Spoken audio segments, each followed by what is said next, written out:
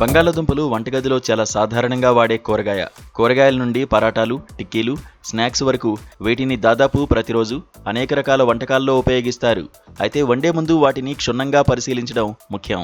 కుళ్ళిన లేదా పురుగులు పట్టిన భాగాలను కేవలం కత్తిరించి తీసివేసినంత మాత్రాన బంగాళాదుంప తినడానికి సురక్షితం కాదు. దానిపై ఏవైనా ఆకుపచ్చ మచ్చలు కనిపిస్తే వాటిని విస్మరించవద్దు.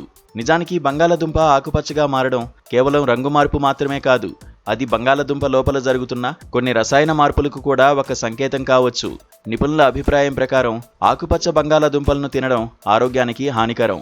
అందువల్ల బంగాళాదుంపలు ఎందుకు ఆకుపచ్చగా మారుతాయో, వాటిని తినాలా వద్దా, వాటిని సరిగ్గా ఎలా నిల్వ చేయాలో అర్థం చేసుకోవడం ముఖ్యం. బంగాళాదుంపలు ఎక్కువసేపు సూర్యరశ్మికి లేదా ప్రకాశవంతమైన కాంతికి గురైనప్పుడు వాటి ఉపరితలంపై క్లోరోఫిల్ ఏర్పడుతుంది. అందుకే బంగాళాదుంపలు పచ్చగా కనిపిస్తాయి. క్లోరోఫిల్ స్వయంగా హానికరం కాదు, కానీ ఇది బంగాళాదుంపల్లో సోలనిన్ అనే విషపదార్థం పెరుగుతోందని సూచిస్తుంది. ఈ విషపదార్థం ప్రత్యేకత ఏంటంటే దీనిని వేడితో తొలగించలేం.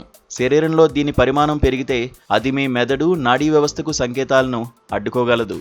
ఒకవేళ బంగాళాదుంపలో చిన్న భాగం మాత్రమే పచ్చగా మారినట్లయితే దాని తొక్క, పచ్చని భాగాన్ని జాగ్రత్తగా కత్తిరించి వేయవచ్చు.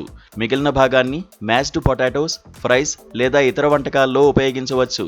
అయితే బంగాళాదుంప మరీ ఎక్కువగా పచ్చగా మారినా లేదా దాని రుచి, వాసన అసాధారణంగా ఉన్నా దాన్ని పారవేయడమే సురక్షితమని US National Capital Poison Center హెచ్చరిస్తోంది.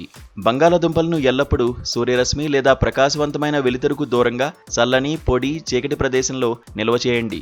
బంగాళాదుంపలను నిల్వ చేసేటప్పుడు గాలి ప్రసరణకు వీలు కల్పించే సంచిని ఉపయోగించండి. బంగాళాదుంపలను రిఫ్రిజిరేటర్లో నిల్వ చేయవద్దు, ఎందుకంటే చల్లని ఉష్ణోగ్రతల వల్ల వాటిలోని పిండి పదార్థం చక్కెరగా మారుతుంది. ఇది వాటి రుచి, ఆకృతిని ప్రభావితం చేస్తోంది. బంగాళాదుంపలను ఉల్లిపాయలతో కలిపి కూడా నిల్వ చేయకూడదు. సరిగ్గా నిల్వ చేసినప్పుడు బంగాళాదుంపలు చాలా కాలం పాటు తాజాగా ఉంటాయి.